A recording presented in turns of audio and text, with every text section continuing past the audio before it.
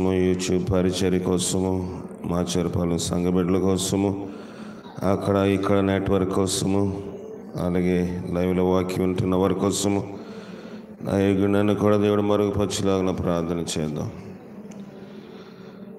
మహాకనికరమును జాలిగలి మా ప్రియ పరలోకపు తండ్రి, ఈ యొక్క ఉదయకాల సమయంలో నేను ఆరాధించడానికి మేము ఇక్కడ కూడి ఉన్నాము. నీ సహాయం మాకు దయచేసి బలపరచుము. నీ ఆత్మీయ కార్యం మా పట్ల నా పట్ల మీరు జరిగించండి. నేను వట్టివాడిని ప్రభా, నీ వాక్యం బోధించే యోగ్యత అర్హత నాకు లేదు. నీ సహాయం చేత నన్ను మమ్మల్ని నింపండి, దర్శించండి, నన్ను యోగ్యుడిగా చేయండి. నీ పాత్రగా, నీ పనిముట్టుగా నన్ను చేసి బలపరచుము. దేవా తండ్రి, ఎన్నో టెక్నికల్ ప్రాబ్లమ్స్, మా వసతులు చాలా పరిమితముగా ఉన్నాయి. మాకొక దేవా తండ్రి ప్రభుత్వం యొక్క కరెంటు మీద ఆరాధన సమయంలో ఆధారపడకుండా ఒక ఇన్వర్టర్ను మాకు దయచేయండి. దేవా తండ్రి, మా చెరపాలెంలో కూడా వైర్డ్ నెట్వర్క్ మాకు దయచేయము. ఉన్న నెట్వర్క్ బాగా పనిచేయట కృప దయచేయండి. ఇక్కడ నెట్వర్క్ కూడా ఎక్కడ అంతరాయం లేకుండా పనిచేయటకు సహాయం దయచేయండి. అలాగే దేవా సౌండ్ సిస్టమ్స్ను కూడా మీరు జ్ఞాపకం చేసుకున్నాము. మరి ముఖ్యంగా మా హృదయ ధ్యానం, మా వినికిడి, మా మనస్సు అంతా కూడా దేవా తండ్రి, మీరు దేవా నీ వాక్యం వినడానికి, నీ శక్తి గల ఆత్మను పొందడానికి పరిశుద్ధాత్మ గల వారై ముందుకు సాగుటకు సహాయం దయచేయండి. నిన్ను ఆరాధించి గణపరిచే భాగ్యం నాకు అందరికీ మీరు దయచేసి ఇది కాలం ముందు దేవా తండ్రి, నీ కరెంట్ కూడా మాకు త్వరగా దయచేయండి. నా గొంతుకు కూడా ముట్టుము. నేను పాపుల ప్రధానులను పరిశుద్ధులను మీరు నన్ను జ్ఞాపకం చేసుకుని నీ వాక్యం యొక్క దేవా తండ్రి వెలుగులో మరో స్థితిని మాకు బయలుపరచుము. మా చెరపాలెం నెట్వర్క్ కోసం మరొకసారి ప్రార్థన చేయించినాం. గత రాత్రి కూడా ప్రార్థన చేస్తున్నాము తండ్రి. ఇక్కడ నెట్వర్క్ కోసం కూడా ప్రార్థన చేస్తున్నాం.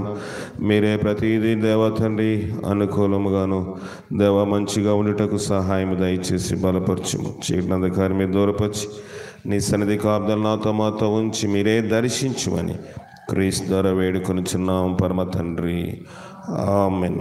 ఆరాధన గీతముల పాటల పుస్తకం నుంచి 91వ పాట పాడుకుందాము. 91వ పాట మొదటి వచనము, రెండవ వచనము, ఆఖరి వచనం పాడదాం. ఆఖరి వచనం పాడినప్పుడు లేచి నిలబడదాం. 223వ పేజీ 91వ పాట 223వ పేజీ ఆఖరి శరణం 5వ శరణ పాట. లేచి నిలబడదాం.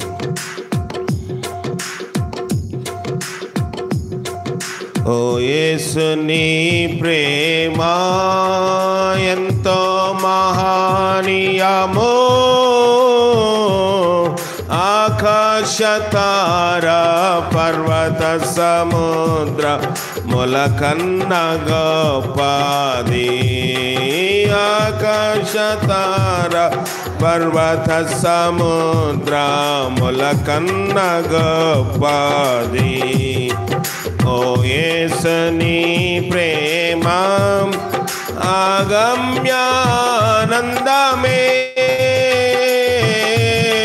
హృదయమునిన్ ప్రభుని కార్యములో గంభీరమై ప్రతి ఉదయ సాయంత్రములు స్తుతికి యోగ్యములు,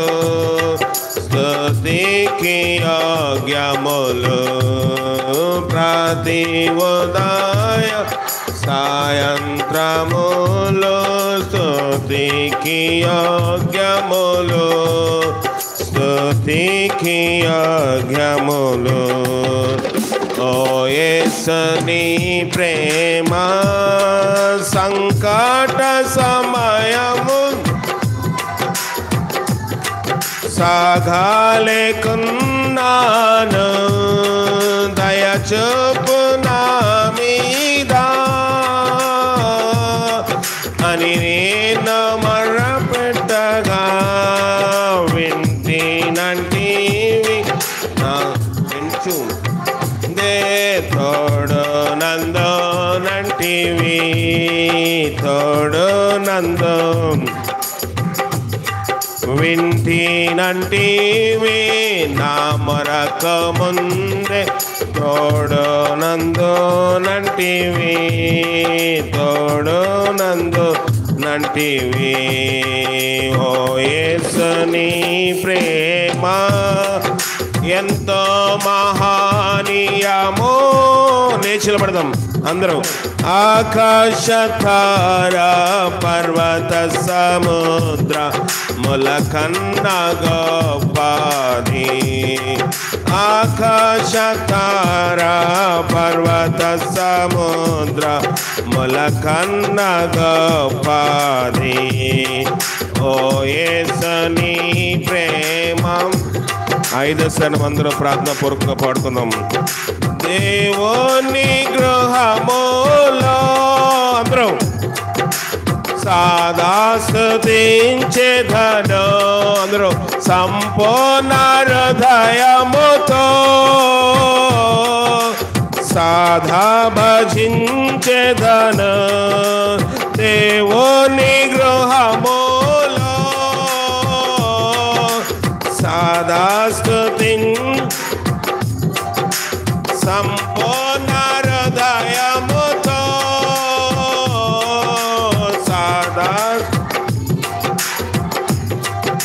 స్తుతి ప్రశంసలకు యోగ్యుడేసు హల్లెలూయా ఆమేన్ హల్లెలూయా ఆమేన్ స్తుతి ప్రశంసలకు యోగ్యుడేసు హల్లెలూయా ఆమేన్ హల్లెలూయా ఆమేన్ ఓ యేసు నీ ప్రేమ ఎంతో మహానీయము ఆకాశ తార పర్వత సముద్ర ముల కన్నా గొప్పది ఆకాశ పర్వత సముద్ర ముల కన్నా గొప్పది ఓ యేసు నీ ప్రేమ దేవుని గృహములో సదా స్తుతి అందరూ హృదయమందరితో సంపూర్ణ హృదయముతో సదా భజించెదను దేవుని గృహములో సదా స్తుతించెదను సంపూర్ణ హృదయముతో సదా స్తుతి ప్రశంసలకు యోగ్యుడేసు హల్లెలూయా ఆమేన్ హల్లెలూయా ఆమేన్ స్తుతి ప్రశంసలకు యోగ్యుడేసు హల్లెలూయా ఆమేన్ హల్లెలూయా ఆమేన్ ఓ యేసు నీ ప్రేమ ఎంతో మహానీయమో ఆకాశ తార పర్వత సముద్ర ముల కన్నా గొప్పది ఆకాశ తార పర్వత సముద్ర ముల కన్నా ఓ యేసు నీ ప్రేమ ఎంతో మహానీయమో ఆకాశ తార పర్వత సముద్రముల కన్నా గొప్పది ఆకాశ తార పర్వత సముద్రముల కన్నా గొప్పది ఓ యేసు నీ ప్రేమ జీవముగల దేవా మహోన్నతుడా, నీ పాదాల వందనాలు. నీ సహాయం మాకు దయచేయండి. ఈ ఉదయకాల సమయంలో నీ సందులో ప్రార్థిస్తూ స్తుతి ప్రశంసలకు యోగ్యుడు అని నేను పాట రూపముగా వేడుకున్నాం ప్రభా. తండ్రిని ఆరాధించిన విధానము గొప్పది. నీ శక్తి మాకు మీరు దయచేయండి. ఆయనను మరుగుపరచము. మాకు కావాల్సిన వాక్యం మీరు అందింపచేయండి.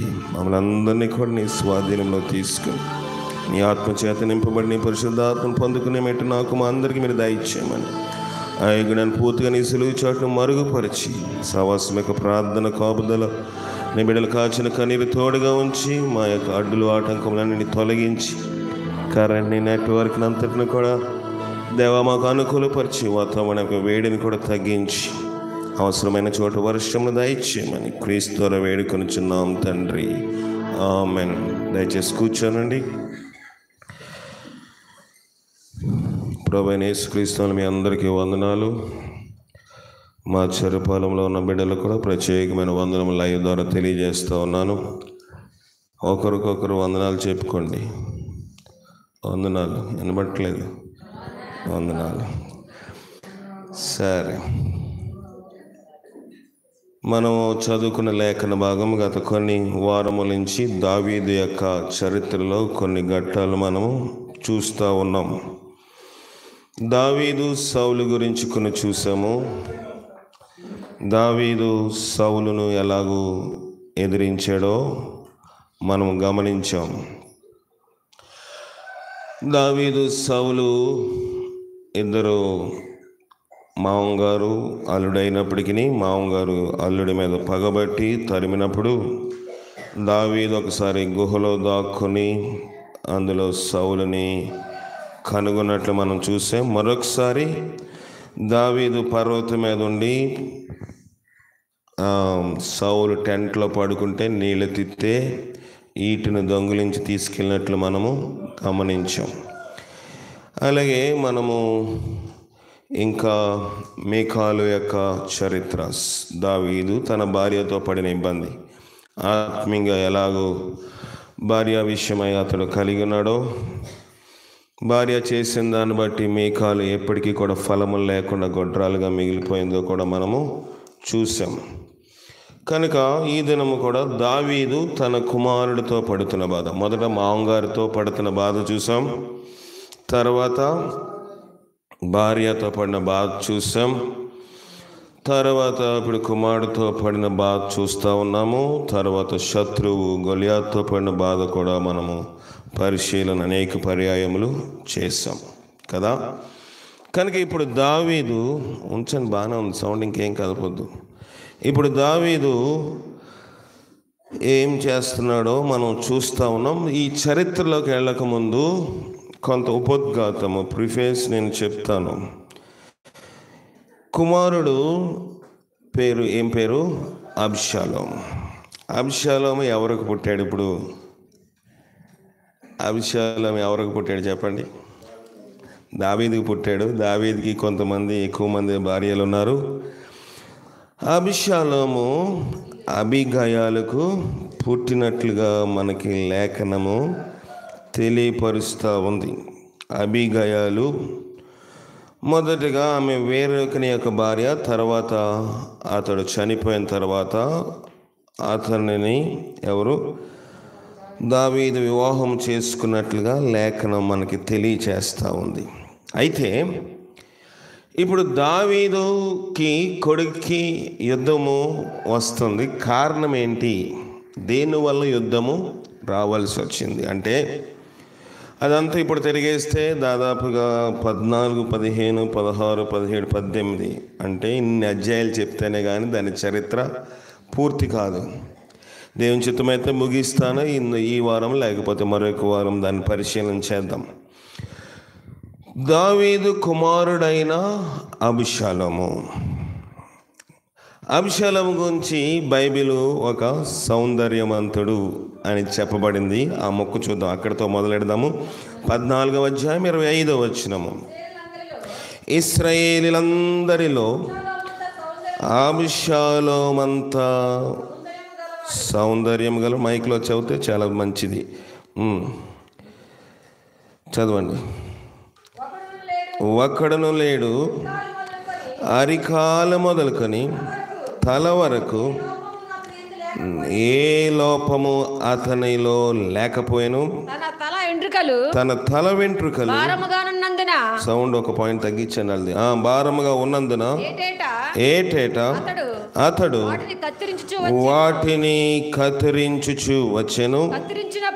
కత్తిరించినప్పుడు ఎల్లా వాటి ఎత్తు రాజు తూనికను బట్టి అబ్షాలోమునకు ముగ్గురు కుమారులను ఒక కుమార్తెయు ఉండిరి. సరిపోతుంది. అభిషాలోము యొక్క కొంత సౌందర్యం గురించి బైబిల్ చెప్పింది. అయితే అభిషాలోము సౌందర్యంతో పాటు కొంత పొగరబోతుడు కూడా. ఏంటి ఎలాంటి స్వభావం గలవాడు? పొగరబోతు స్వభావం. అభిషాలోము ఏం చేశాడంటే, దావీదు, జాగ్రత్తగా వినండి, మీరు బైబిల్ తర్వాత ఇంటికి వెళ్ళి చదువుకుంటే అర్థమవుతుంది. నేను చెప్పినప్పుడు వినకపోతే మీకు అర్థమవుతుంది. కొన్ని పదాలు కఠినమైన పదాలు ఉంటాయి కనుక మీరు చదువుకోండి, కాదంటలేదు, కానీ నేను చెప్పినప్పుడు వింటే మీకు బాగా అర్థమవుతుంది. దావీదు యొక్క సైనికుడి పేరు ఏం పేరంటే యోవాబు. యోవాబుకి అభిషాలోముకి పక్క పక్కనే భూములు ఉన్నాయి. ఏమున్నాయి? పక్క పక్కనే భూమి అంటే పండించే పొలము, కయ్య, చేను ఉంది, సరిహద్దు ఉంది. అయితే అభిషాలోము ఏం చేశాడంటే తన పనివాడిని పిలిచి మీరు వెళ్ళి యోవాబు నా పక్క చేను వాళ్ళు గలవాడు, నా పక్క వ్యవసాయం చేస్తున్నాడు కదా, అతడు ఈ సంవత్సరం అందులో యావలు అంటే బార్లీ పండిస్తున్నాడు, మీరు వెళ్ళి దాన్ని తగలబెట్టి వచ్చేయండి అని చెప్పాడు. ఏం చెప్పాడు? మీరు వెళ్ళి దాన్ని తగలబెట్టి వచ్చేయండి అన్నాడు. ఏం చెప్పలేదు. వాళ్ళ పనివాళ్ళు కూడా వెళ్ళారు, తగలబెట్టి వచ్చేసారు. తెల్లవారే లేచి వెంటనే దావీదు ఫోన్స్ దయచేసి సైలెంట్లో పెట్టండి అందరూ కూడా. అది ఏం చేశాడంటే, దావీదు సైనికుడైన యోవాబు అభిషాలోము దగ్గరికి వచ్చి, ఎందుకు నా పొలము మీరు తగలబెట్టారు అంటే, ఇది నిన్ను పిలిచే విధానము. ఏంటంట? మనిషిని పిలవాలంటే ఏం చేయాలంట? పొలము తగలబెట్టేశాడు. ఇదిగో నేను రాజుగారితో మాట్లాడాలి, రాజుగారితో నేను మాట్లాడి 2 సంవత్సరాలు అయింది. రాజుగారు ఎవరు? సొంత తండ్రే కదా, దావీదు సొంత తండ్రి అభిషాలోముకి. నేను నా తండ్రితో మాట్లాడి ఎన్ని సంవత్సరాలు అయిపోయింది? 2 సంవత్సరాలు అయిపోయింది.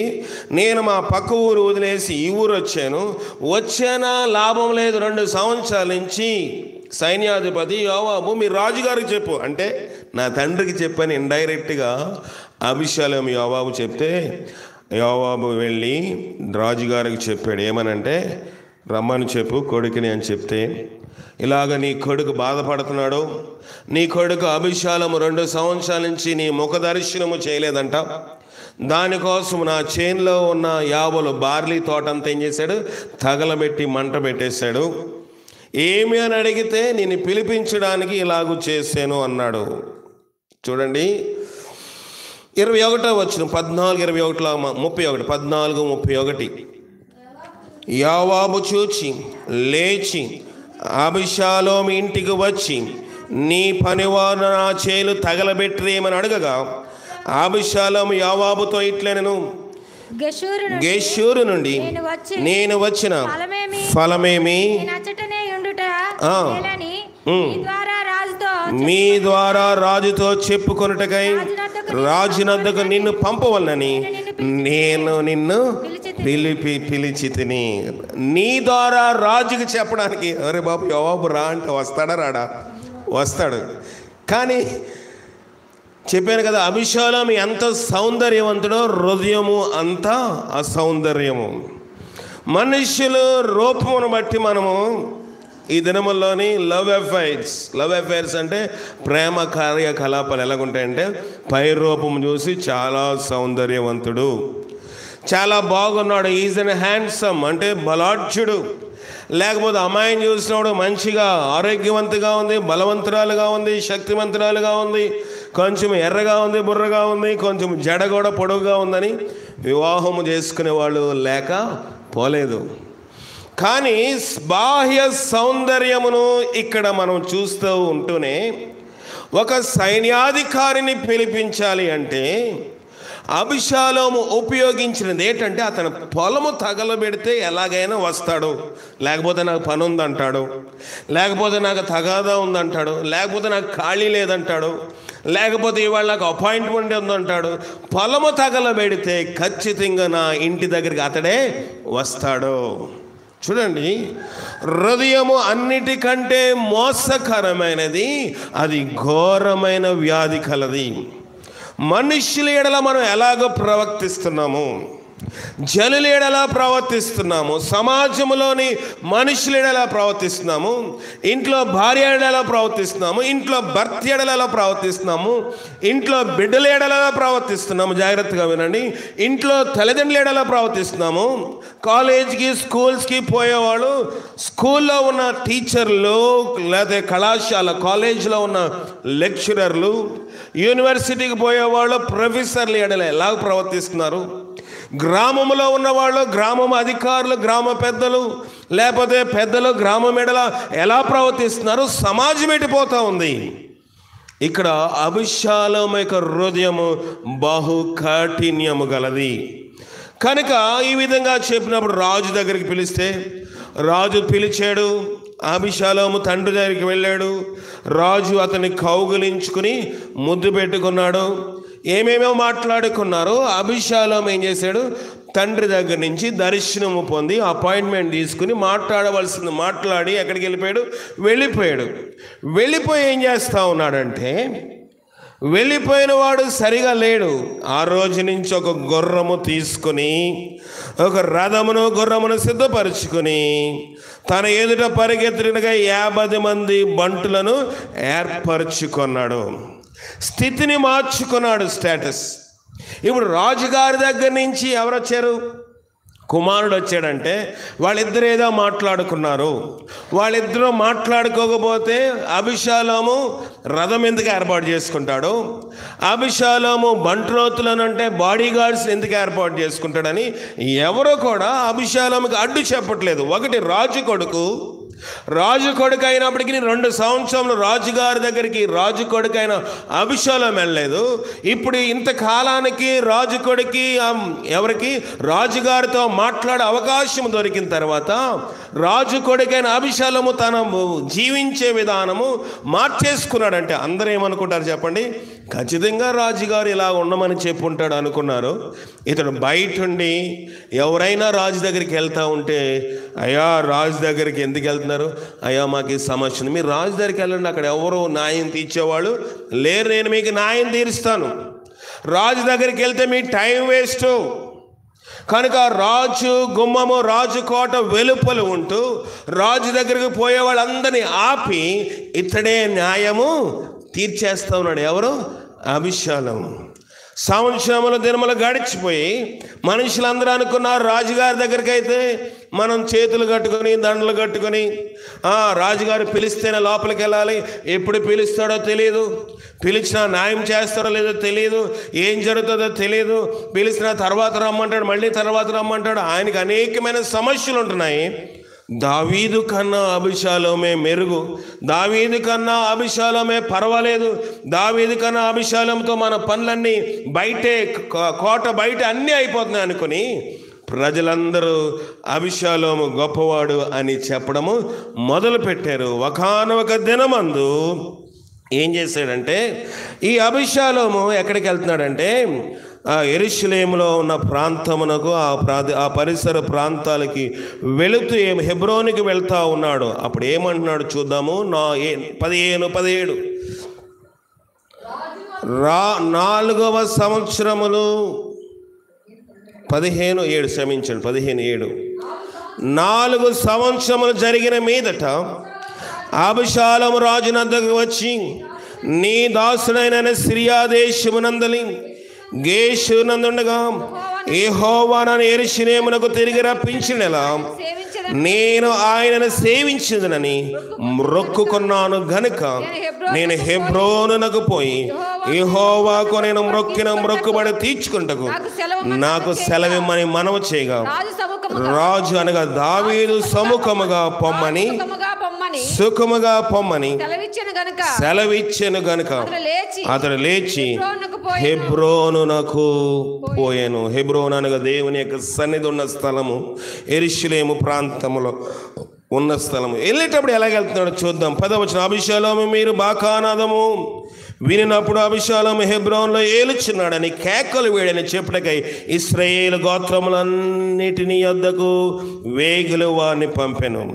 విందునకు పిలువబడిన 200 మంది యెరూషలేము నుండి అబీషాలోముతో కూడా బయలుదేరి ఉండిరి.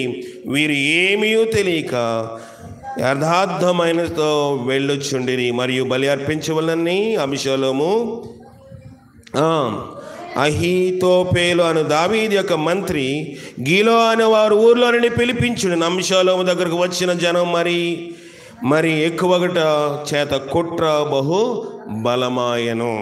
ఏం చెప్పాడు? అతనితో వచ్చేవారందరూ రాజు ఎవరు అబీషాలోము వెళ్తుంటే ఏం చెప్పాలంట? అబీషాలోము హెబ్రోన్లో ఏలుతున్నాడని కేకలు వేయండి. వచ్చిన వాళ్ళకి ఏం తెలియదు.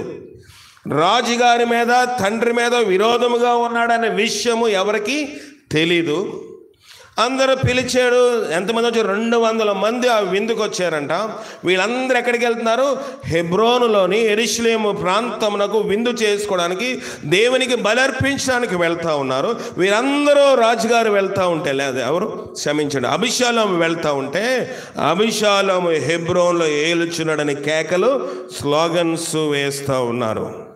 కనుక అందరూ ఏమైపోయారంట? వచ్చిన వారు మరి ఎక్కువ అగుట చేత కుట్ర బహుబలమాయను. ఇప్పుడు అబీషాలోము యొక్క ఉద్దేశం ఏంటంటే తండ్రి దగ్గర నుంచి ఎలాగైనా ఏం తీసుకోవాలి? రాజరకం తీసుకోవాలి. ఎందుకంటే దావీదు రాజుకి ఇంకా కుమారులు ఉన్నారు, దావీదు రాజుకి ఇంకా మనుషులు ఉన్నారు, దావీదు రాజుకి ఇంకా బిడ్డలు ఉన్నారు. వాళ్ళ ఎవరొకరు రాజరకం తీసుకుంటారు కనుక వాళ్ళకన్నా ముందు నేనే తీసుకోవాలి. మొదట మనుషులకు న్యాయము చేస్తున్నట్లు చేసి రాజ్యం లాక్కోవాలని చూశాడు. రెండవది యెరూషలేమునకు దేవుని మందిరమునకు వెళ్తున్న భక్తుపరులకు నటించి రాజ్యం లాక్కోవాలని చూశాడు. మూడవది రాజు యొక్క మంత్రి పేరు ఏం పేరు? అహీతోపేలు కూడా తన తట్టు తిప్పుకొని ఏం చేశాడు? అతడు ఏమవ్వాలనుకున్నాడు? రాజు అవ్వాలనుకున్నాడు. కానీ ఇక్కడ మన వృత్తాంతం యొక్క లోతులోనికి వెళ్ళినట్లయితే, ఇంకా దీని యొక్క పర్యావాసంలోకి వెళ్ళినట్లయితే వీళ్ళందరూ యెరూషలేములోనికి వెళ్ళారు. యెరూషలేములోకి వెళ్ళిన తర్వాత అక్కడున్న మనుషుల్లో కొందరు ఏం చేస్తున్నారో మనం చూద్దాం. ఇక్కడ మన యొక్క చరిత్ర మనం చూద్దాము. ఇక్కడ కొంచెం కిందకి 36వ వచనము 15:36. అయితే దావీదు సోదేకు కుమారుడైన అనిమాయాసు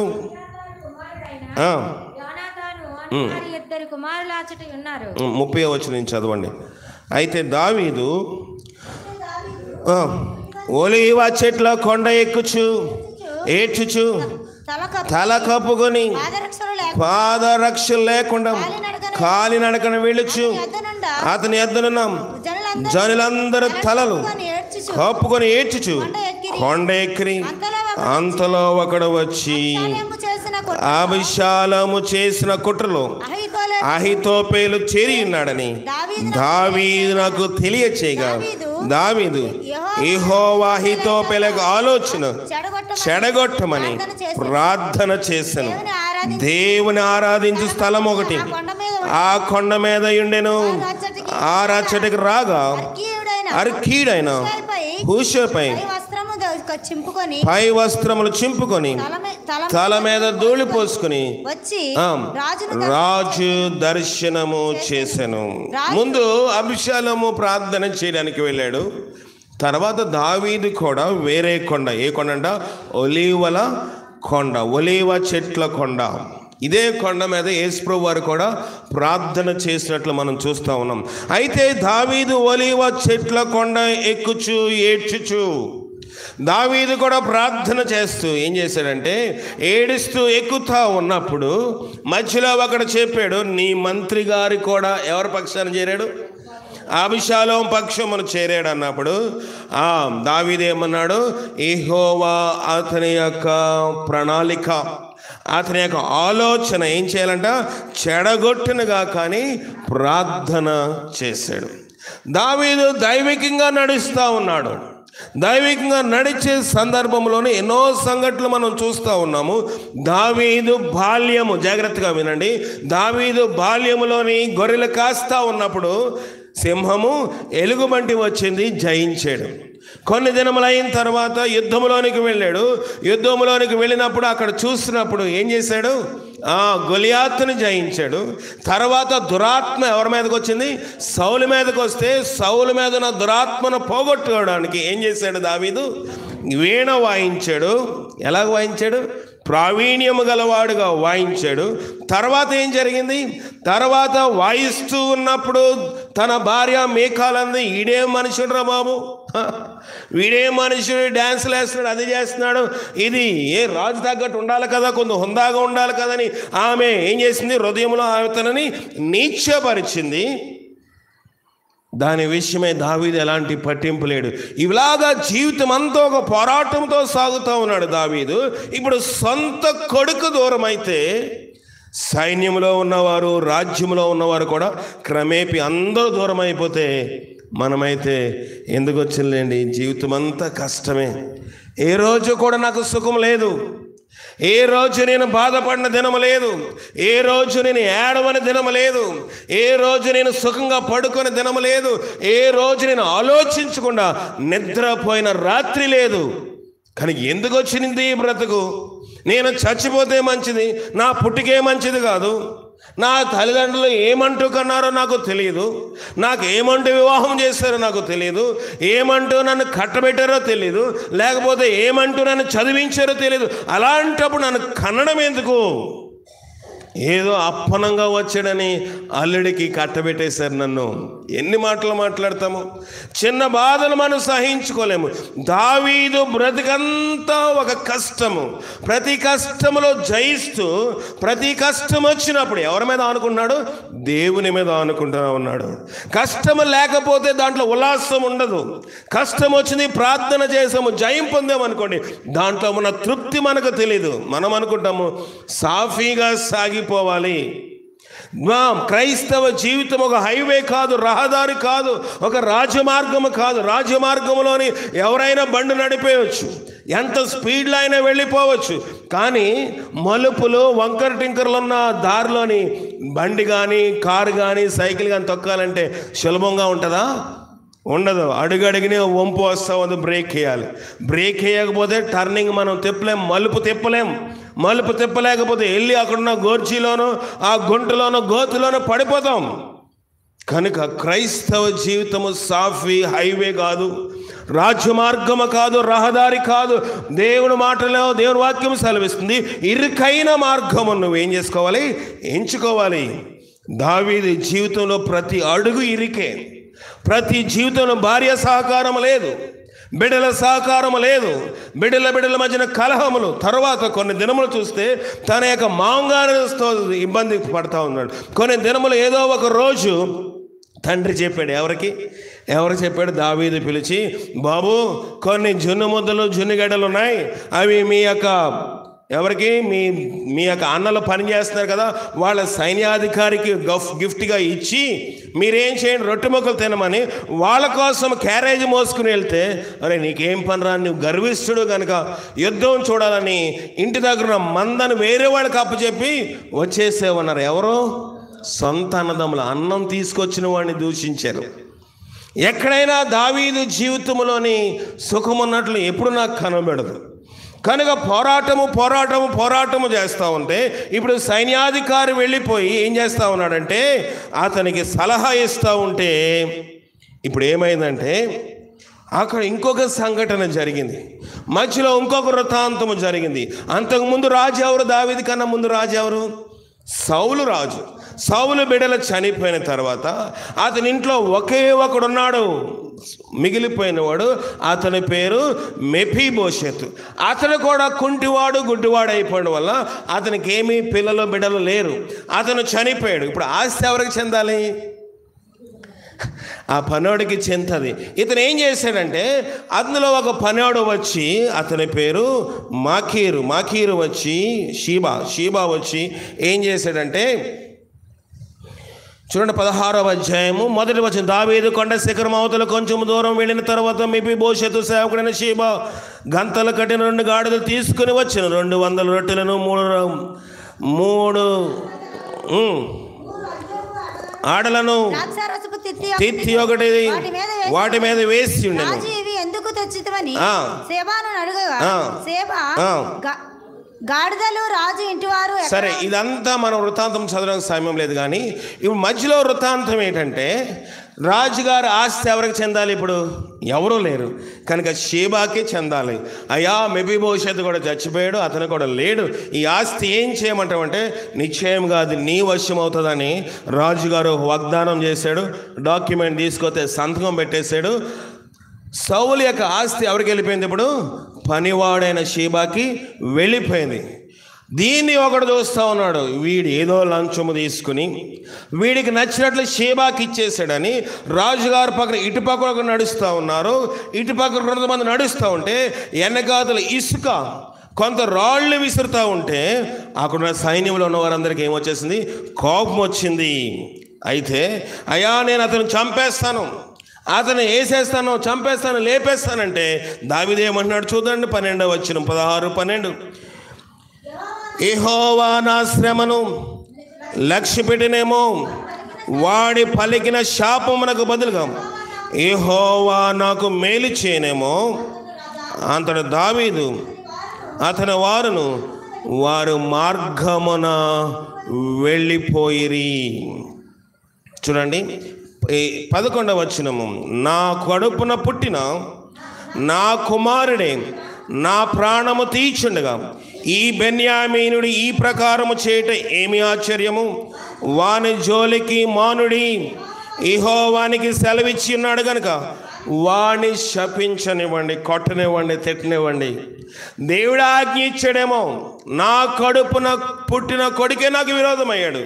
ఇప్పుడు ఎవడో బెన్యామీడు సౌలు ఇంటివాడు ఏం చేస్తూ ఉన్నాడు? ఆ వారసత్వం మాదని దావీదు మీద యుద్ధము చేస్తూ కొన్ని రాళ్ళు వేసి ఇసుక వేసి శపిస్తూ ఉంటే దావీదు మౌనంగా ఏం చేస్తున్నాడు? నడిచి వెళ్ళిపోతూ ఉన్నాడు. అతను శపించిన శాపాలకి, అతను రాళ్ళతో కొట్టిన దానికి, అతను ఇసుక వేసిన దానికి, ధూళి వేసిన దానికి దావీదు కొంత అలసిపోయి అలసటగా ఉంటే అబిషాలోము అతనితో ఉన్న అహీతోపెలు ఏం చేస్తున్నారు? ఇదంతా చూసి అహీతోపెలు వెంటనే అబిషాలోము దగ్గరకు చేయమంటున్నాడు. 17వ అధ్యాయం 1వ వచనము. దావీదు అలసట నొంది బలహీనముగా ఉన్నాడు గనుక నేను అతని మీద పడి అతని బెదిరించి అతని యొద్దన జనులందరూ పారిపోదురు, రాజు మాత్రం హతము చేసి జనులందరూ నీ తట్టు తిప్పెదను, నీ వెనకను జనులందరూ వచ్చి నీతో సమాధాన పడుదురు గనుక నీ చిత్తమైతే నేను 12,000 మందిని ఏర్పరచుకుని పోయి ఈ రాత్రి దావీదును పట్టుకొని తరిమి పట్టుకొని నేను అహీతోపెలు అబిషాలోముతో చెప్పగా ఈ బోధ అబిషాలోముకును ఇశ్రాయేలు పెద్దలందరికీ యుక్తముగా కనబడెను. ఎవరిని చంపడానికంట? రాజుగారిని చంపడానికి అందరికి ఎలాగుందంట? యుక్తముగా మంచిగా ఉంది. అందరినీ మమ్మల్ని ఎవరు లేపకూడదురా అబ్బాయి, మా వాడు ఎవడన్నా పోదడానికి వీళ్ళ లేదురా, నేను తరిమినప్పుడు మీరు అందరూ పారిపోవాలి. నేను అక్కడికి వచ్చి దావీదు అలసటగా ఉన్నాడు, పడుకున్నాడు కనుక నేను దమ్మిగా వస్తాను. నేను కొంతమంది మనుషులను తీసుకుని, ఎంతమందిని అంట? 12,000 మంది మనుషులను తీసుకొస్తాను. వచ్చినప్పుడు మీరు అందరూ ఏం చేయాలి? ఏదో మాతో యుద్ధం ఆడుతున్నాడు, యుద్ధం ఆడి మీరు అందరూ పారిపోవాలి. పారిపోతే ఎవడు మిగులుతాడు? రాజు అయిన దావీదు ఒక్కడే మధ్యలో ఉండిపోతాడు. ఆయన్ని చంపేస్తాను. చంపేసిన తర్వాత ఇంకెవరో మీకు అడ్డొచ్చేవాళ్ళు లేరు, నీవే రాజువు. ఇదంతా విన్నప్పుడు అహీతోపెలు ఆలోచన బోధ ఎలాగుందంట, ఇశ్రాయేలు వారందరికీ పెద్దలందరికీ యుక్తముగా కనబడింది. చూడండి, కొన్నిసార్లు కొన్ని కుట్రలు యుక్తముగా కనబడతాయి. ఎందుకంటే స్వార్థం ఉన్నప్పుడు, మనలోని అసూయ ఉన్నప్పుడు, మనలో పేరాశ అంటే అత్యాశ ఉన్నప్పుడు నాకే ఇది జరగాలి.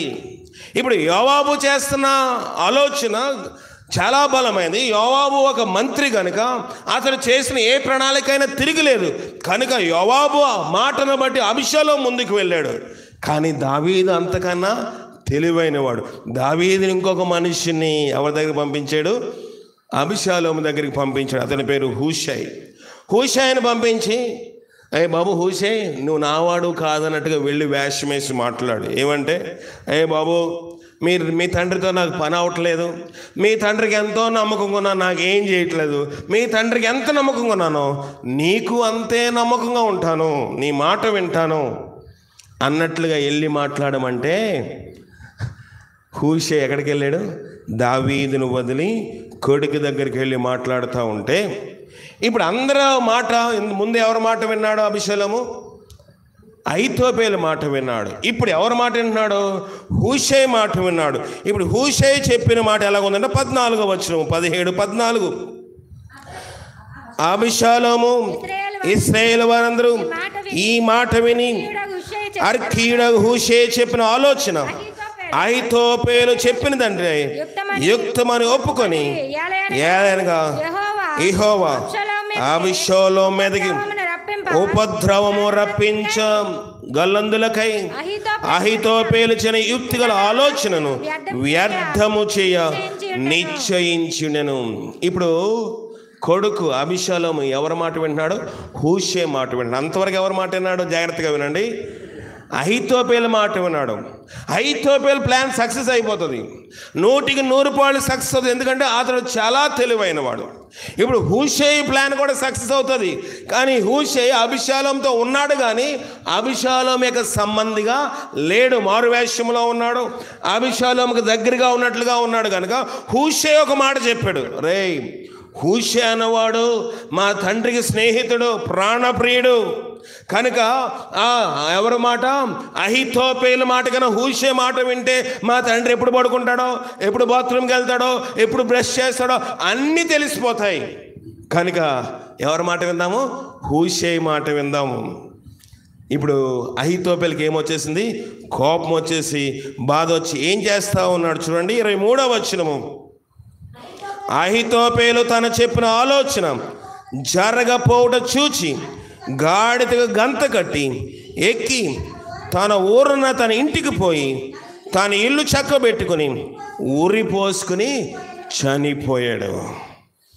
మాట వినకపోతే ఎంత కోపం వచ్చింది మంత్రి గారికి? నా మాట విండా ఈ నమ్ముకొని నేను సైన్యంలో మార్చేశాడు కదా. ఎవరు నమ్ముకున్నాడు? అబీషాలోమును నమ్ముకొని దావీదును వదిలేసి ఎక్కడికి వచ్చేసాడు? అబీషాలోము దగ్గరికి వస్తే అబీషాలోము ఏం చేశాడు? ఇతను వదిలిపెట్టి హూషై మాట విండు. నా మాట విండా.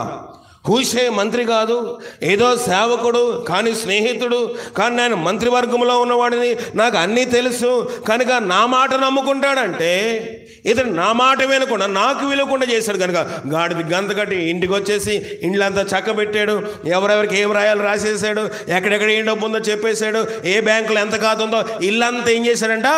చక్కబెట్టి ఊరేసుకుని చచ్చిపోయాడు. అప్పుడు అతని ఇంటి వారు ఏం చేశారంట?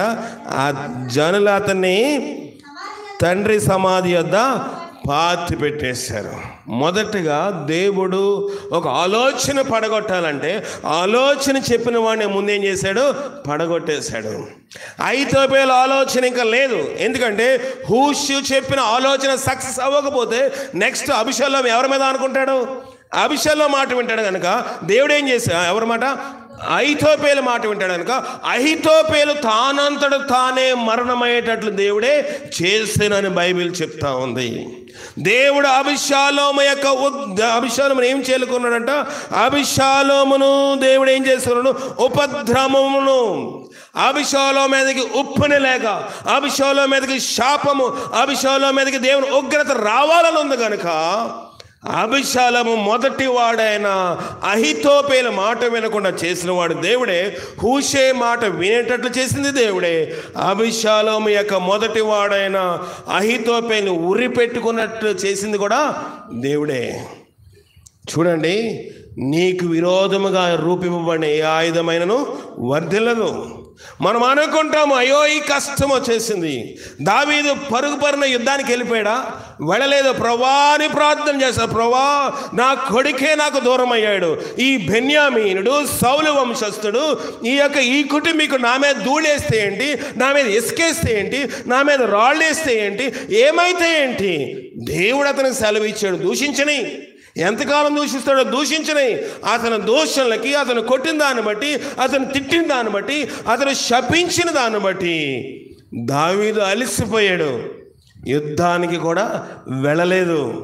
కానీ దావీదు ఎవరి మీదకి యుద్ధంకి వెళ్ళినప్పుడు, గొలియాతు మీదకి యుద్ధంకి వెళ్ళాడు. ఒక మాట అన్నాడు, యుద్ధం ఎవరిదంట? యెహోవాదే. నా కొడుకు మీద యుద్ధం చేసేవాడు దేవుడే. ఇంకెవరి మీద? అహీతోపెలు మీద యుద్ధం చేసేవాడు దేవుడే. సౌలు మీద యుద్ధం చేసేవాడు దేవుడే. బెన్యామీను కుటుంబం మీద యుద్ధం చేసేవాడు దేవుడే. దావీదు అలసట నందున్నాడు. అయితే మనం ఇంకా కొంచెం కిందకి వెళ్దాం, చూద్దాము. చూడండి, 18వ అధ్యాయము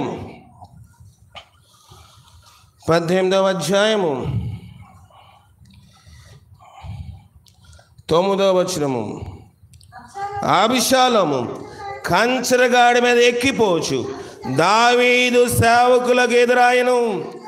ఆ కంచరగాడిద యొక్క గొప్ప మస్తికి వృక్షమునకు చిక్కుకొని. దానికన్నా ముందు కొంచెం చరిత్ర చూద్దాం.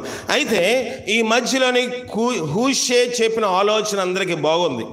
అయితే ఏం జరుగుతుంది ఎవరికి తెలియదు. వీళ్ళు ఏం చేశారంటే, అయ్యా రాజుగారు, మీరు ఏటి వడినా ఉండకూడదు. దావీదుకు ఒక వర్తమానం పంపాడు అబిషాలోముతో ఉన్న మనుష్యులు ఒక వర్తమానం, రాజుగారు మీరు ఏటి వడినా ఉండకూడదు, ఉంటే మీకు నష్టం కనుక ఏటి దాటి మీరు ఎక్కడికి వెళ్ళిపోవాలి? ఊర్లోకి వెళ్ళిపోవాలి. ఊర్లోకి వెళ్తే మీకు ఏ నష్టం ఉండదంటే, వాళ్ళు కుయుక్తంగా చెప్తా ఉన్నారు. ఎవరికి? దావీదుకి. అయితే ఈ మాటలు ఇద్దరు మనుషులు విన్నారు. అందులో ఒకటి పేరు యోనాతాను.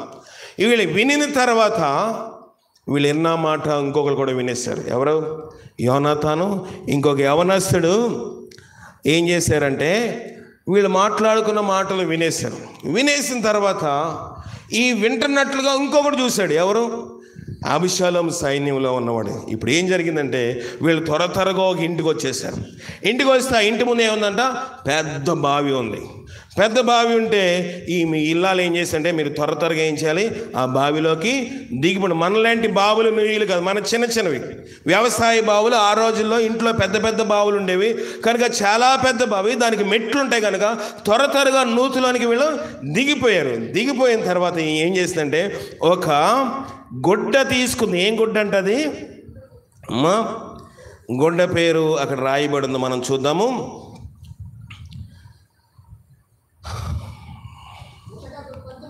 ఆ ఇంటి ఇల్లాలో మూతక గుడ్డ ఒకటి తీసి, మూతక అంటే కొంచెం దల్సరి గుడ్డ, మామూలు పల్సరి గుడ్డ అయితే నూతిలో దిగిపోతుంది కదా. మూతక గుడ్డ అంటే కొంచెం దల్సరి మడత మంచం గుడ్డలు, అదే లారీల మీద తార్పాలు కడతారు కదా, అలాంటి గుడ్డ ఒకటి బావి అంతటికి ఏం చేసిందంట? కప్పేసి దాని మీద ఏమి ఎండబెట్టిందంట? గోధుమలు పిండి ఎండబోసింది. అనుకున్నారు ఇది ఏదో చేసింది, ఇక్కడ ఏదో ఉందలే అనుకుని చూసారు. ఆమె దగ్గరకు వచ్చారు, అడిగారు, అమ్మ వాళ్ళిద్దరు మనుషులు ఎక్కడున్నారు? అయ్యా లేరండి, వెళ్ళిపోయారండి. ఇప్పుడే వెళ్ళిపోయారండి, వాళ్ళు ఏటి దాటి వెళ్ళిపోతున్నారని చెప్తే ఈ మనుషులు వెళ్ళి ఏటి దగ్గర యోర్దాను నది దగ్గర నెతికేరు, కానీ వాళ్ళిద్దరు కూడా కనిపించలేదు.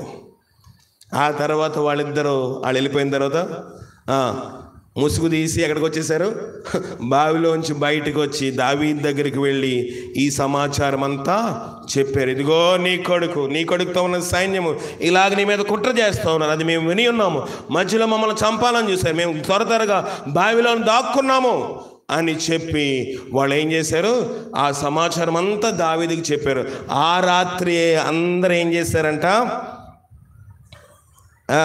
చదవండి 23వ వచనము కాదు 24వ వచనం చదవండి అమ్మా.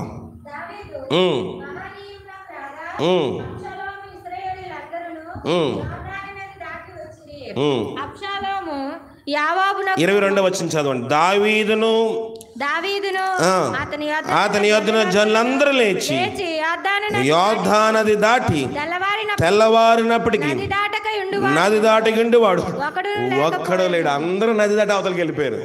తెల్లవారేసరికి ఊరంతా ఏమైపోయింది? ఖాళీ అయిపోయింది. వీళ్ళందరూ ఎక్కడికి వచ్చారు?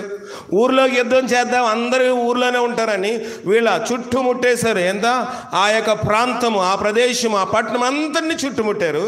అట్నుంచి ఇట్ని తరుముకు వస్తాడు, ఎవడో తగలలేదు. కానీ వాళ్ళ వెనకాతలు ఎవరున్నారు? దావీదును అతని సైన్యం వెనకాతలు ఉన్నారు. వీళ్ళు అనుకుంటున్నారు దావీదు అతని సైన్యం అంతా మన ప్లాన్ ప్రకారం ఎక్కడున్నారు?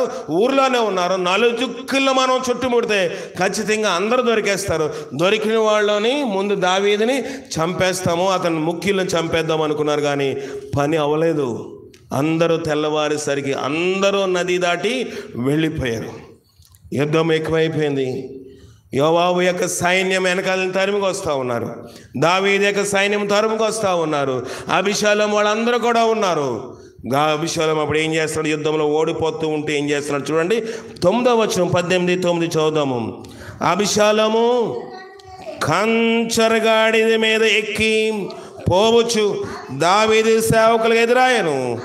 ఆ కంచరగాడిద యొక్క మస్తికి వృక్షము యొక్క చిక్కు కొమ్మల క్రిందకి పోయినప్పుడు అతని తల చెట్టుకు తగులుకున్నందున అతడు ఎత్తబడి ఆకాశమునకును భూమికిని మధ్యను వేలాడుచుండగా అతని క్రిందున్న కంచరగాడిద సాగిపోయాను. యవనస్తులు జాగ్రత్తగా వినాలి.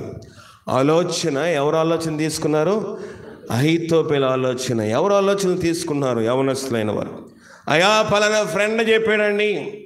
రాజు ఒక ఆయన ఉన్నాడు బైబిల్లోని, ఇప్పుడంతా నేను చెప్పడానికి చరిత్ర లేదు, కానీ అతడు 30 సంవత్సరముల కన్నా తక్కువ వయసున్న వారి యొక్క ఆలోచన తీసుకున్నాడు. బైబిల్ ఒక ప్రమాణం పెట్టింది ఏంటంటే 30 సంవత్సరములు నిండితే ఒక పరిపూర్ణ జ్ఞానము వస్తుంది.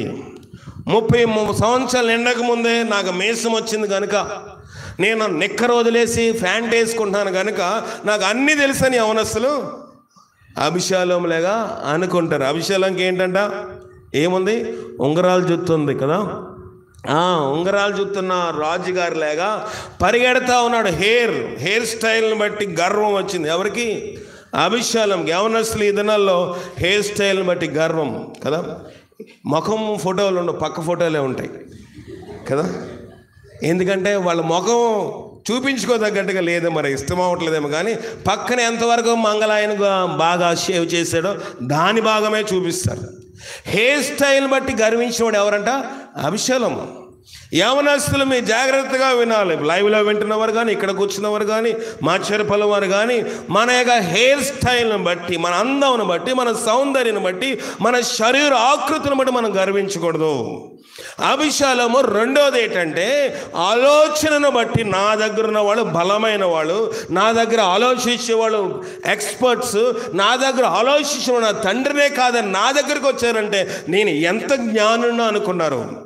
ఒక ఆయన అలాగే చేశాడు. బైబిల్లోని రాజ్యం విడిపోయినట్లుగా చేసుకున్నాడు. అందుకే ప్రభు అయిన యేసుక్రీస్తు కూడా 30 సంవత్సరములు సైలెంట్గా ఉండి విన్నాడు. ఆయన 3.5 సంవత్సరాల సేవ చేశాడు. యేసువారు సేవ ఆరంభించింది 30వ ఏటన ఆయన సేవ ఆరంభించినాడు. 3.5 సంవత్సరం అంటే 33.5 సంవత్సరములు ఆయన వయసు వచ్చేటప్పటికి ఆయన 3.5 సంవత్సరంలో సమస్త సేవను సంపూర్తి చేసి శిల్వ మరణము పొందాడు. కనుక బైబిల్ ఒక ప్రమాణము. బైబిల్ 30 సంవత్సరములు రావాలి ఒక యవనస్తుడికి.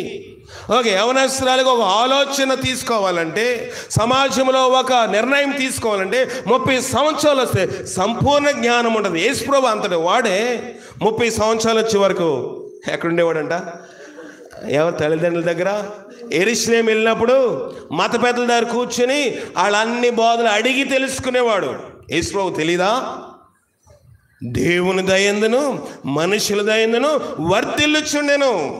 30 సంవత్సరములు ఆయన నేర్చుకున్నాడు. మనకి 18 వచ్చినప్పుడు నా బ్యాంక్ అకౌంట్ కావాలి, పాన్ కార్డు కావాలి, నా పేరు మీద సిమ్ కావాలి, నా పేరు మీద ఆధార్ కార్డు ఉండాలి, చైల్డ్ అకౌంట్ ఉండడానికి వీల్లేదు, ప్రతిసారి ఓటీపీకి మీ దగ్గరకు వస్తానా? అంతే కదా మన ఆలోచన.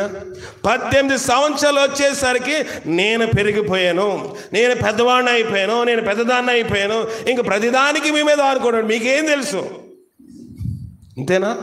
పిల్లలు మాట్లాడే మీకేమి తెలుసు? మాకేం తెలుసు కాబట్టి మిమ్మల్ని కన్నాం కదా. కనుక కొంచెం వయస్సు వచ్చేసరికి అబీషాలోము కూడా దావీదుకి ఏమీ తెలియదు, అతనికి న్యాయం తీర్చడమే రాదు, అతను ముసలివాడైపోయినాడు. మాటికి దావీదు ఏమైపోతున్నాడు? అలిసిపోతున్నాడు. మనము తల్లిదండ్రులను తక్కువవారుగా చూస్తూ ఉంటాం. కొన్నిసార్లు వాళ్ళ సలహాలు సూచనలు మనం తీసుకోము. అయ్యో వాళ్ళకి చెప్పే పనే లేదండి, నాకు తెలుసు కదా, మా అమ్మకేం తెలియదు, మా నాన్నకేం తెలీదు, వాళ్ళు ఏం చదువుకున్నారండి, నేను కాబట్టి ఇంటర్మీడియట్ చదివాను, నేను ఇంటర్మీడియట్ని కదా. ప్రియమైన దేవుని సంగమా, యవనస్తులైన వారు 30 సంవత్సరములు వస్తేనే కానీ పరిపూర్ణత రాదు. 30 సంవత్సరముల వయసు వచ్చాడు. ప్రభు కూడా పరిపూర్ణమ గలవాడు కనుక 3.5 సంవత్సరములు ఆయన బోధ ముగించాడు. అబీషాలోము హెయిర్ స్టైల్ చూసుకున్నాడు, మనుషులు చూశాడు. అమ్మాయిలు ఎంతమంది ఆటోగ్రాఫ్ అడిగాడు పెద్ద ఆయన్ని కదా. ఎవరికి? అబీషాలోము కంచరగాడి మీద ఏర్పాటు చేసుకున్నాడు. కొంతమంది బంట్రోతులు ఏదైనా నడుస్తూ ఉంటే రథం ఆపి, బాబు సెల్ఫీ కావాలా, ఫోటో కావాలా, ఆటోగ్రాఫ్ కావాలని అందరూ వెనకతడి తిరుగుతూ ఉంటారు. రెచ్చిపోయాడు. కానీ ఇక్కడ ఏమైపోతా ఉన్నాడు? కూలిపోతూ ఉన్నాడు. సొంత తండ్రికి విరోధంగా చేస్తూ ఉన్నప్పుడు మొదట అహీతోపెలు చనిపోయాడు. ఇప్పుడు అబీషాలోము అనుకున్నాడు, ఎవడు చనిపోతే ఏమైంది, నా కింద ఏముంది? కంచరగాడిద అంటే గుర్రము కాదు, గాడిద కానిదని కంచరగాడిద అంటారు. మ్యూల్ అంటారు. మ్యూల్ అంటే కంచరగాడిద, గుర్రము కాదు, గాడిద కాదు. యవనస్తులు అటు పరిపక్వత లేదు, ఇటు బాల్యము కాదు, ఇటు పరిపక్వత లేని జీవితంలో ఉంటారు కనుక కంచరగాడిద ఎలాగుంటుంది? పరిగెడుతుంది ఎటు కావాలి అటు. అందుకే కంచరగాడిదకి ఏం చేస్తారంటే గంత కడతారు. చూస్తే సరిగా నడదు, జట్కా బండి, గుర్రం బండి, రథం కూడా. కనుక దాన్ని కళ్ళు మూసి నడిపిస్తారు. యవనస్తులు కూడా ప్రతి విషయంలోని గుడ్డివారు వలె కళ్ళు మూసుకొని తల్లిదండ్రులు చెప్పింది, పెద్దలు చెప్పింది, సమాజంలోని అనుభవం ఉన్నవారు చెప్పిన మాటలు వినడానికి ఇష్టపడాలి. లేకపోతే అబీషాలోము కంచరగాడిద ఏం చేసిందంటే ఎక్కడ తీసుకెళ్ళిపోయింది? అడవిలోకి, అరణ్యంలోనికి, మస్తికి వృక్షం దగ్గర తీసుకెళ్ళిపోయిన తర్వాత ఇతని యొక్క జుట్టు పెద్దది కదా, జడలేగుంది జుట్టు, పిలకేసుకున్నాడేమో అబీషాలోము స్టైల్ కోసం. కనుక ఆ జుట్టు ఎక్కడ చుట్టుకుందంట? దేన్నైతే చూసి అతిశయపడ్డాడో ఆ జుట్టు అతనికి ఏమైపోయింది? శాపమైపోయింది. అబీషాలోము జుట్టు ఏటేటా ఏం చేశాడంట? కొన్ని తులములు బంగారం ఎలా కొలుస్తున్నారు? జుట్టు తక్కిళ్ళలో వేసి, తూకములో వేసి, బ్యాలెన్స్లో వేసి, వెయింగ్ మిషన్లో వేసి దాని యొక్క బరువు చూస్తున్నప్పుడు కొన్ని తులములు వస్తూ ఉంది.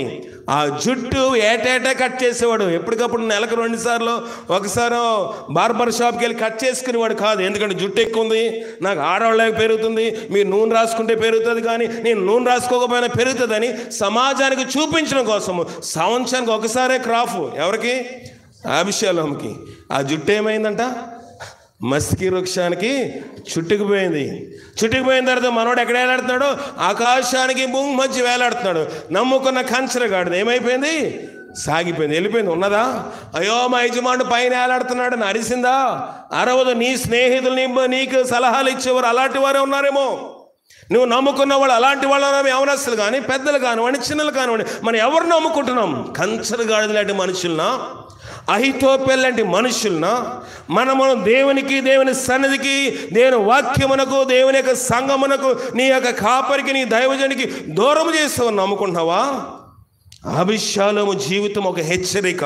దేవుడు నువ్వు అలాగ అయిపోవాలని కోరుకోవట్లేదు, నువ్వు అలా అవ్వకూడదని. ఒకవేళ నువ్వు అలాగుంటే సరి చేసుకోమని దేవుడు ప్రేమపూర్వకమైన హెచ్చరిక నీకు ఇస్తా ఉన్నాడు. దావీదెన్నో కష్టాలు పడ్డాడు, దావీదెన్నో ఇబ్బందులు పడ్డాడు. ఆఖరికి ఆ దినం వచ్చింది. వేలాడుతూ ఉన్నప్పుడు యోవాబు సైనికులు చూసి గుర్రి పెట్టి ఏం చేశారంటే అతన్ని చంపివేశారు. చూడండి 15వ వచనం, 14వ వచనము. యోవాబు నువ్వు చేయ వరకు నేను కాచుకునిందినా అని చెప్పి 3 బాణముల చేత పట్టుకుని పోయి మస్తికి వృక్షమున వేలాడుచు ఇంకనూ ప్రాణముతో ఉన్న అబీషాలోము గుండెకు గుర్రు పెట్టి తన ఆయుధములు మోయేవారు 10 మంది చుట్టుకొని ఉండగా అబిషాలోమును కొట్టి చంపిన తర్వాత సమాధి కార్యక్రమం ఎలా చేశారు చూద్దాం. కింద చదవండి. అప్పుడు జనులు ఇక హతము చేయక విడవలసిన యోవాబు యుద్ధ బాకా ఊదింపగా ఇశ్రాయేలును తరుముకొని పోయిన జనులు తిరిగి వచ్చిరి. జనులు అబిషాలోము యొక్క కళేబారములను ఎత్తి అడవిలో ఉన్న పెద్ద గోతిలోని పారవేసి పెద్ద రాళ్ల కుప్ప దాని మీద పేర్చి తరువాత ఇశ్రాయేలు తమ ఇండ్లకు పోయేది. ఎక్కడ సమాధి చేశారంట? అడవిలో. గోరి కట్టారా? అబిషాలోము పుట్టిన సంవత్సరం ఇది, చనిపోయిన సంవత్సరం ఇది అని అలాంటి గోరీలు ఏమి లేవు. కట్టద్దని చెప్పట్లేదు. కానీ ఒక రాజకుమారుడి సమాధి ఎక్కడ అయిపోయిందంట? అడవిలో. దేని చేతంట? రాళ్ళేసి పూజ చేశారు. ఒక ఘనుడు, అంతవరకు న్యాయాధిపతి మాకు అబిషాలోము అన్నారు, అంతవరకు న్యాయాధిపతి రాజు మాకు అబిషాలోము అన్నారు. అబిషాలోము తప్ప ఇంకెవరు మాకు, దావీదు కూడా రాజుగా ఉండడానికి వీల్లేదన్నారు. ఐతోపేలు ఏమైపోయాడు, మిగతా సలహాలు ఇచ్చిన వాళ్ళు అయిపోయారు, ఎదరు బంట్రోతులు ఏమైపోయారు, బాడీ గార్డులు ఏమైపోయారు, బౌన్సర్లు ఏమైపోయినారు, నల్ల షర్ట్లు వేసుకున్న వాళ్ళు ఏమైపోయారు, అందరూ ఎట్టిపోయారో తెలీదు. బౌన్సర్లు ఉన్నారా? ఉన్నారు. ఎంతమంది అంట? 20 మంది. 200 మంది, 20 మందా? ఎంతమంది వెళ్తున్నారు? అబిషాలోము చూడండి. 15వ అధ్యాయం 1వ వచనము. ఇది అయిన తర్వాత అబిషాలోము ఒక రథమును గుర్రమును సిద్ధపరచుకుని తన ఎదుట పరిగెత్తుకుంటకు 50 మంది బంటులను, ఎంతమంది అంత బౌన్సర్లు, 50 మంది నల్ల షర్ట్లు వేసుకుని జిమ్కి వెళ్ళి కండలు చూపిస్తుంటే మనోడు పొంగిపోయాడు. ఎవరు? అబిషాలోము. ఎవడన్నా రక్షించగలిగాడు అబిషాలోముని? తండ్రి కూడా ఏం చేయాలి? తండ్రి అప్పటికి వార్నింగ్ ఇచ్చాడు, బాబు నా కొడుకు జాగ్రత్త, మీరు యుద్ధమునకు వెళ్ళినప్పుడు కొడుకు విషయం కుమారుడైన అబిషాలోము నన్ను బట్టి అబిషాలోము జాగ్రత్త అన్నారు. కానీ యుద్ధ నీతిని బట్టి యోవాబు అబిషాలోముని ఏం చేశాడు? బాణము విల్లును గురి పెట్టి చంపేశాడు. దావీదు ఒక ప్రణాళిక. చూడండి, నీ తండ్రి అయిన దేవుడు నీ మీద తన స్వరూపమందు తన పోలికలోని నరుడైన నిన్ను, నర్రాలైన నిన్ను, మనను దేవుడు తన పోలికలోని స్వరూపంలో సృష్టించాడు కనుక మనము లోకములోనే ఆయన మాట వినకపోయినా అయ్యో నా కుమారుడు, అయ్యో నా కుమార్తె అని ఏడుస్తూ దినమెల్లా తన చేతులు చాపితే, మనం మాట వినకపోతే ఏమవుతుందంటే అబిషాలోము విషయమై తండ్రి ఎలాగ ఏడుస్తున్నాడు చూడండి. 33వ వచనం ముగించేసుకుందాం. 18:33. అప్పుడు రాజు బహుగా కలతపడి గుమ్మముకు పైగానున్న గదికి ఎక్కిపోయి ఏడ్చుచు సంచరించుచు, నా కుమారుడా అబిషాలోమా, నా కుమారుడా అబిషాలోమా అని కేకలు వేయచ్చు, అయ్యో నా కుమారుడా, నీకు బదులుగా నేను చనిపోతే ఎంత బాగుండును, నా కుమారుడా అబిషాలోమా, నా కుమారుడా అని ఏడ్చుచు ప్రయోజనం ఉందా? నీ విషయమై దేవుడు 2020 సంవత్సరముల క్రితం ఆయన సిలువలో తన కుమారుని పంపించి, నువ్వు నశించబడే ఇష్టం లేక, నేను నశించబడే ఇష్టం లేక, మనకన్నా ముందు ఆయన సిలువలో అయ్యో వీరేమి చేయించినా వీరు తెలియదు కనుక వీరిని క్షమించుము అని కేక వేశాడు. కానీ ఇంకా నీవు నేను అబిషాలోము విషయమై దావీదు చేతులు ముడుచుకుని దావీదు యుద్ధానికి రాకపోతే అబిషాలోము అనుకున్నాడు, మా తండ్రి ఒక కవర్డ్ అంటే చేతగానివాడు అనుకున్నాడు. నా తండ్రి చేతగానివాడు, నా తండ్రి ఏమీ పనికిరానివాడు. మా యొక్క పినతల్లి అంటే ఎవరు? మీకాలు కూడా మా తండ్రి డ్యాన్స్ వేస్తుంటే నవ్వింది, అంత మా తల్లి కూడా నవ్వింది. అలాంటి వాడు రాజ్యానికి ఏం పని చేస్తాడు అనుకున్నాడు. కానీ దావీదుకున్నది దేవుని ప్రేమ. దావీదు శత్రువును ప్రేమించాడు, మామగాను ప్రేమించాడు, శత్రువును ప్రేమించాడు. తన విరోధులు ఎదుట నాకు భోజనం సిద్ధం చేయమన్న ప్రేమ గలవాడు ఎవరు? దావీదు. తన సొంత కొడుకు నిమిత్తమై సైన్యాధికారికి ఒక ఆజ్ఞ ఇస్తున్నాడు, అయ్యా నా కుమారుడు విషయము జాగ్రత్త, నన్ను బట్టి నా కుమారుని బట్టి చూడదు, నా ముఖం చూసి వదిలేయండి అంటే విన్నారు. కానీ యుద్ధ నీతిని బట్టి, యుద్ధ సామాజికం యొక్క శక్తిని బట్టి, యుద్ధం యొక్క రూల్స్ని బట్టి యోవాబు ఏం చేశాడంటే చంపేశాడు. ప్రియమైన దేవుని సంగమా, ఇప్పుడు దేవుడు ప్రేమ స్వరూపిగానే ఉన్నాడు. ఆయన మొదటిసారి ఈ లోకములోకి వచ్చినప్పుడు గొర్రెపిల్ల స్వరూపము ధరించుకొని, గొర్రెపిల్ల రూపము ధరించుకొని ఆయన మన యొద్దకు వచ్చాడు. ఇప్పుడు ఆయన జాలితోటే ఉంటాడు, కానీ మళ్ళీ రెండోసారి వచ్చినప్పుడు ఆయన న్యాయాధిపతిగా రానన్నాడు. ఆయన రెండోసారి వచ్చినప్పుడు ఆయన సైన్యాధికారిగా రాబోతున్నాడు. ఆయన ఉగ్ర రూపంతో రాబోతున్నాడు. అప్పుడు ఎవరో నన్ను రక్షించలేరు. కనుక కృపకాలం ఉండగానే యోబు యొక్క ఆలోచనలో మనం వెళ్ళి అహీతోపెలు ఆలోచన ప్రక్కన పెట్టి, గుర్రముల ప్రక్కన పెట్టి, మన అందము మన సౌందర్యం ప్రక్కన పెట్టి, మన పలుకుబడిని ప్రక్కన పెట్టి, ఈ లోక జ్ఞానం ప్రక్కన పెట్టి తండ్రి అయిన దేవుని మాటకు లోబడినట్లుగా పరిశుద్ధాత్మ శక్తి మనకు సహాయం చేసి కాపాడుగా ప్రార్థన చేసుకుందాం. నోహా గారు ప్రార్థన నడిపిస్తారు. ప్రార్థన చేయండి. మైకి ఇవ్వండి. ప్రభా నీ శక్తి మాకు దయచేయండి. అందరూ ప్రార్థన చేయండి. మా చెరపల వారు కూడా ప్రార్థన చేయండి. అందరూ నోలి ప్రార్థన చేయండి. ప్రార్థన చేయండి. ఓ తండ్రి అబసలోము దావీదు మీద తండ్రి దొనకెళ్ళి తండ్రి చనిపోయాడు. తండ్రి మీద దానికి వెళ్ళి ఎవరు కూడా తండ్రి వర్దాలేదు. అందరూ నోలి ప్రార్థన చేయాలి. అందరూ దయచేసి అందరూ నోలి గురించి ఎంతో ఏడ్చినాడు ప్రభా. దావీదు నా తండ్రి ఎంతో ఏడ్చినాడు. నా కుమారుడు అబసలోము అని ఎంతో ఏడ్చినాడు ప్రభా. తండ్రి తల్లిదండ్రులకు ఉన్న ప్రేమ కుమారుడు గ్రహించలేకపోయాడు తండ్రి. అటువంటి నాశనం, అటువంటి స్వభావం మాలో ఎవరికి రాకున్నట్టు నీ కృప మాకు తోడుగుంచండి. దావీదు వల్లే ముందుకు సాగని నీ కృప దయచేయండి నాయన. బాల్యం నుంచి దావీదు అయితే యుద్ధం యెహోవాదని చెప్పుచున్నాడు ప్రభా. బాల్యం నుంచి కూడా యుద్ధం యెహోవాదని చెప్పుచున్నాడు తండ్రి. దావీదు దేవుని ఎంతో కొనియాడుచున్నాడు. యుద్ధంలోనూ కూడా దేవుని ప్రార్థన చేస్తున్నాడు. యుద్ధంలోనూ కూడా కుమారుడు నష్టం రాకూడదని ప్రార్థన చేస్తున్నాడు. అందుకే దావీదు బ్రతికినాడు, అబసలోము చనిపోయాడు. నాయన తండ్రి సహాయం చేయండి నాయన. అబసలోము లాంటి స్వభావం ఎవరికి రానియద్దు. నీ కృపతో మమ్మల్ని జ్ఞాపకం చేసుకునండి దేవా. దీవులు మీ దగ్గర నుంచి రావాలి, కానీ మా అంతట్లో మేము నాయన గొప్పవారు రావాలంటే అవలేము తండ్రి. నీ కృపతో మమ్మల్ని జ్ఞాపకం చేసుకోండి. వాక్యం దీవించి ఆశీర్వదించండి. ఈ బిడ్డలందరూ ఎంతవరకు మరి విన్నారో, ఎంతవరకు అర్థం చేసుకున్నారో నాకు తెలియదు, కానీ ప్రభా ఈ వాక్యం ఎంతో తండ్రి శక్తి గలది, భక్తి గలది, నీతి గలది. ఈ వాక్యం మరి విన్న వాక్యం విడిచిపెట్టి కొట్టుకొని పోకున్నట్లు వాటి ఎందుకు విశేష జాగ్రత్త కలిగి జీవించమని ఈ వాక్యం చెప్తుంది. కాబట్టి ఈ విన్న వాక్యం మరి విని వారి హృదయంలో భద్రం చేసుకొని వాక్యం నెమర వేసుకోవడానికి నీ కృప దయచేయమని యేసునామమున వేడుకొని సునామ తండ్రి, ఆమెన్. ప్రభు దినం కనుక 192వ పాట యేసుతో టీవీ గాను పోదామా, అడ్డుగా వచ్చు వైరి గెలవని. ఈ పాట పాడుచుండగా మన మధ్యన హానక్ గారు, హెప్సిబమ్ గారు కానుకలు ఇరుపక్కలన స్వీకరిస్తారు. మీ బైబిల్స్ మీ చేతిలో పట్టుకోండి, లేకపోతే మీ ప్రక్కన పెట్టుకోండి. కానుకలు తీసే వరకు ఆటంకం. అలాగే నెల్లూరులో మాచారపాలెంలో ఉన్న బిడ్డలు ఇసాక్ గారు అలాగే రేబకమ్మ గారు కానుకలు స్వీకరిస్తారు. అందరు లేచి నిలబడి 192వ పాట పాడుకుందాం.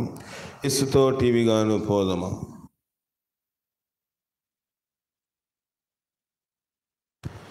యేసుతో టీవీ గాను పోదామా, అడ్డుగా వచ్చు వైరి గెల్వను, యుద్ధనాదంబు తోడ పోదమా. రాజు సైన్యమందు చేరను, ఆ రాజు దివ్య సేవ. రాజు సైన్యమందు చేరను, ఆ రాజు దివ్య సేవ చేయను.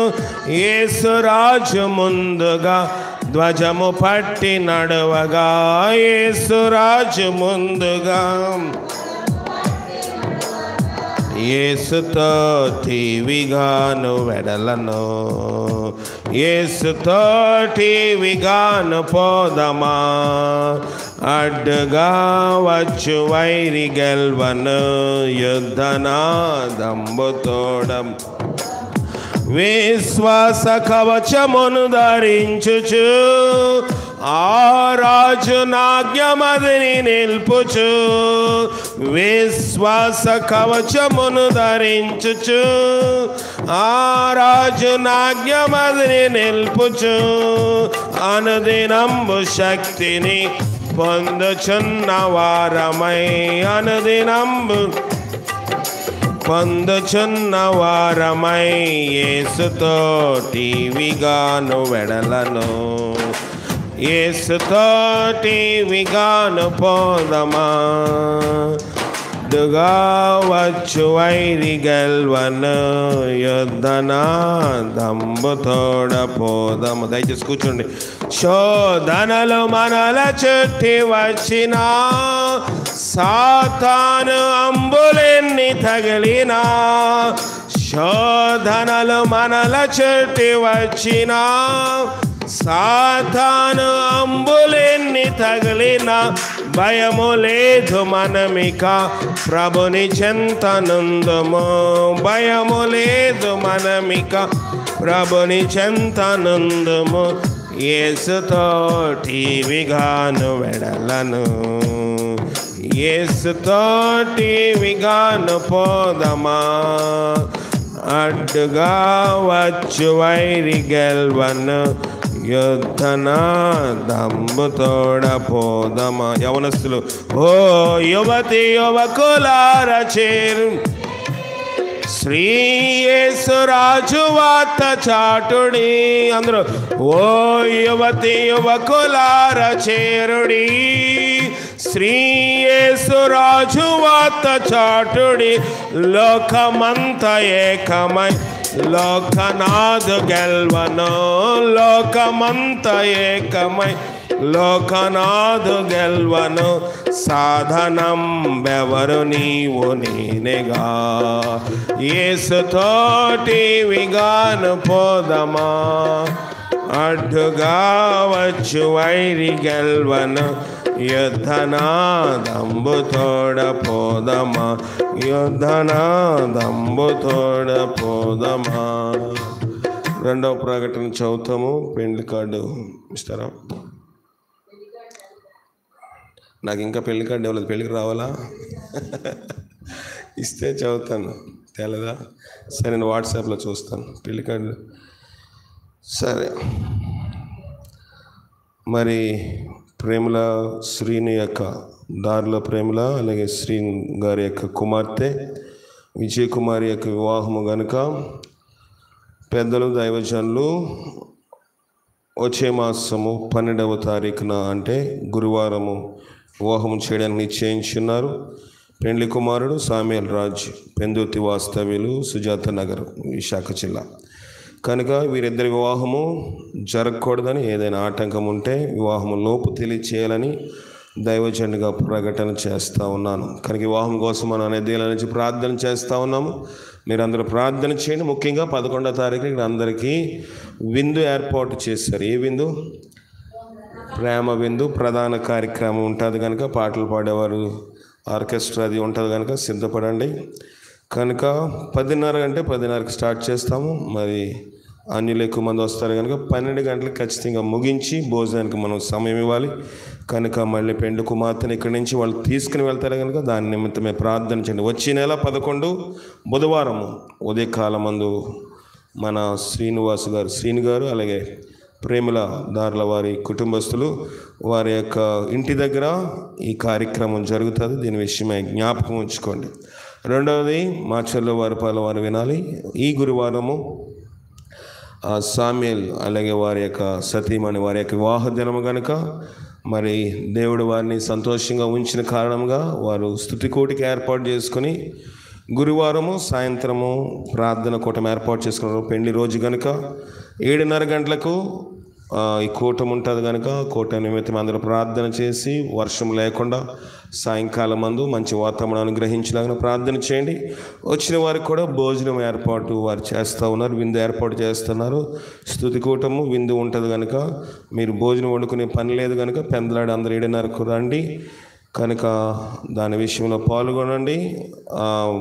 ఆ విందుకు ఏర్పాట్లు, భోజనం ఏర్పాట్లు వాళ్ళు చూస్తూ ఉన్నారు. మైకు, లైటింగు, సౌండ్ సిస్టమ్ చూసే జోసెఫ్, అశోక్ అదేనా మరి మీ అనుకూలత చూసుకుని త్వరగా రావాలని ప్రభుపేట మనవి చేస్తూ ఉన్నాను. ఇంకేమైనా ప్రకటనలు ఉన్నాయా? సరే, మరి వచ్చే నెల 19వ తారీఖున యానివర్సరీ. మరి అది ఒకరోజు అటు ఇట్లో పెట్టాలని చూస్తున్నాం. దేవుని చిత్తం మీద ఆదివారం అనుకుంటున్నాం కనుక మాచార వల్పారు దీన్ని గమనించండి.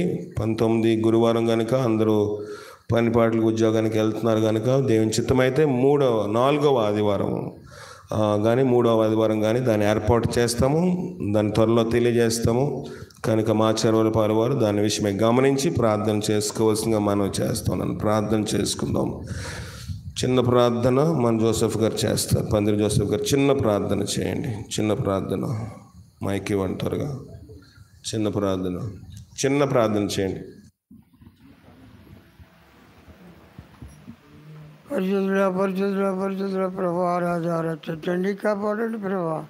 ఇగో తండ్రి ఇది భోజనాల్లో ప్రభా మీరే స్వస్థపరిచి ప్రమేళ ఇంటిలో ప్రభా చీని ఇంటిలో ఎంతో ఘనంగా జరగాలని 11, 12వ తారీఖుల్లో ప్రభా మీరే మరి హిందీ భోజనం తయారు చేస్తూ ఉన్నారు ప్రభా. ఎంతో ఘనంగా చేతిదిగో మరి బిడ్డలందరినీ కూడా అక్కడికి పిలుచుకొని ప్రభు ఎంతో ఘనంగా చేయనందుకు ఇగో బాబు కూడా చెప్పి ఉన్నారు, దైవజనుడు చెప్పి ఉన్నారు ప్రభు. ఇగో సంఘమంతా కలిసి ఇంటికి భోజనాలకు వెళ్ళి చేసి ఉందాము కనుక ప్రభు ఆరోగ్యముగా ఇచ్చి వర్షము కానీ ప్రభావం ఏ అపాయములు కూడా లేకుండా చెయ్యమని ప్రభావం యేసుని అడుగుతూ ఉన్నాం ప్రభాదిగో.